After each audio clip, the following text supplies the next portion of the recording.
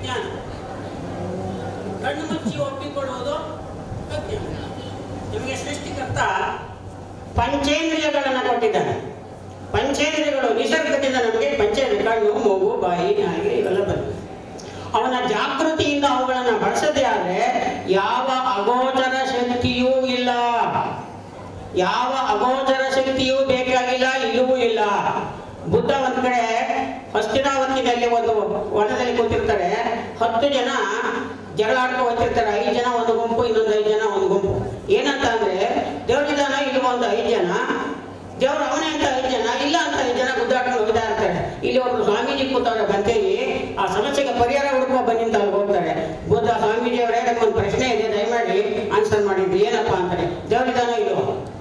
ಅದಕ್ಕೆ ಅವ್ರೇನಂತಾರೆ, ಸಂಜೆ 6:15 ಗಂಟೆ, ಈಗ ಸಾಯಂಕಾಲ ಆಗಿದೆ, ನೀವು ಹಳ್ಳಿಗೆ ಹೋಗಿ, ನಿಮ್ಮ ಹಳ್ಳಿ ತಾನೇ ಕಾಣ್ತಾ ಇರೋದು, ಹೌದು, ಅಲ್ಲಿಗೆ ಹೋಗಿ ದೀಪ ಹಚ್ಚಿದ್ರೆ ನೋಡ್ಕೊಂಡು ಬನ್ನಿ, ದೀಪ ಹಚ್ಚದೇ ಇದ್ರೆ ಹಚ್ಬಿಟ್ಟು ಮತ್ತೆ ಇಲ್ಲಿಗೆ ಬನ್ನಿ ಅಂತ ಹೇಳ್ತಾರೆ. ಆಗ ಅವ್ರಿಗೆ ಇವರೆಲ್ಲ ಈಗ ನಾನು ಕೇಳೋದು ದೇವ್ರು ಇದ್ದಾನೆ ಇಲ್ವೊಂದು ಕೇಳಿದ್ರೆ ಇವರು ದೀಪ ಹಚ್ಬಿಟ್ಟು ಬನ್ನಿ ಅಂತಾರಲ್ಲ ಅಂತ ಅಂದ್ಕೊಂಡು ಅಸಹ್ಯ ಮಾತಾಡ್ತಾರೆ. ಇಲ್ಲಿ ಹೋಗ್ಬರೋಣ ಅಂತ ಹೋಗ್ತಾರೆ. ಅಲ್ಲಿ ಎಲ್ಲರ ಮನೆಗೂ ನೋಡ್ಕೊತಾರೆ, ಬರ್ತಾರೆ. ಬುದ್ಧ ಬಂದು ನೋಡ್ತಾರೆ, ಎಲ್ಲರೂ ಬಂದಿದ್ದೀವಿ ಅಂತ ಹೇಳ್ತಾರೆ. ನೋಡ್ರಿ ಅಲ್ಲೊಂದು ಮನೇಲಿ ದೀಪ ಹಚ್ಚಿಲ್ಲ ನೋಡಿ ಅಂತಾರೆ. ಏನ್ ಹೇಳ್ತಾರೆ ಅಂದ್ರೆ ಆ ಮನೆ ದೇವ್ರ ಮನೆ ಅಂತಾರೆ. ದೇವ್ರ ಮನೆ ಆದ್ಮೇಲೆ ಯಾರು ದೀಪ ಹಚ್ಬೇಕು ಪ್ರಶ್ನೆ ಬರ್ತದೆ. ನೀವೇ ಯೋಚನೆ ಮಾಡಿ. ಬುದ್ಧ ನೇರವಾಗಿ ಆನ್ಸರ್ ಮಾಡಲ್ಲ, ನೀವೇ ಯೋಚನೆ ಮಾಡಿ. ಆ ಯೋಚನೆ ಮಾಡಕ್ಕೆ ಅವ್ರಿಗೆ ಬಿಟ್ಬಿಡ್ತಾರೆ.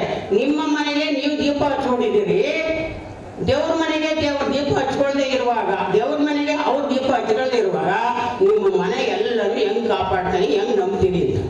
ಇದು ಬುದ್ಧನ ಮಾತು. 74,000 ಗಾಥೆಗಳಲ್ಲಿ ಒಂದು ಕಥೆ. ಹಾಗಾಗಿ ಅವರವರ ಮನಸ್ಸಿಗೆ ಬಿಟ್ಟಿದ್ದು. ಇಲ್ಲೊಂದು ಹಾಡು ಹೇಳ್ಬಿಟ್ಟು ಆನಂತರ ವಂದನೆ ಹೇಳ್ತೀನಿ. ಶೀರ್ಷಿಕೆ ಚಿತ್ತ ಅಂತ. ಒಂದೇ ಸತ್ಯ ನಿಸರ್ಗ ನಿತ್ಯ, ಪ್ರಕೃತಿ ಸಹಜ ಸತ್ಯ, ಸುತ್ತ ಬೆಳೆಯುತ್ತಿದೆ ಮೌಢ್ಯದ ಹುತ್ತ, ಎಚ್ಚರವಿರಲಿ ಸಮಚಿತ್ತ. ಮಾಟ ಮಂತ್ರ ಮೌಢ್ಯ, ಮೋಸ ಮಾಡುವ ತಂತ್ರ, ಏನು ಏಕೆ ಹೇಗೆಂಬುದೇ ವಿಜ್ಞಾನದ ತಿರುಮಂತ್ರ. ಒಂದೇ ಸತ್ಯ ನಿಸರ್ಗ ನಿತ್ಯ, ಪ್ರಕೃತಿ ಸಹಜ ಸತ್ಯ, ಸುತ್ತ ಬೆಳೆಯುತ್ತಿದೆ ಮೌಢ್ಯದ ಹುತ್ತ, ಎಚ್ಚರವಿರಲಿ ಸಮಚಿತ್ತ. ವಿಮರ್ಶೆ ಮಾಡದೆ ನಾವು ಭಯಭೀತಿಯಲ್ಲೇ ಮುಳುಗಿಹೆವು, ಕಾರ್ಯಕಾರಣ ಸಂಬಂಧ ಅರಿಯದೆ ನಾವು ಕೊರಗುವೆವು.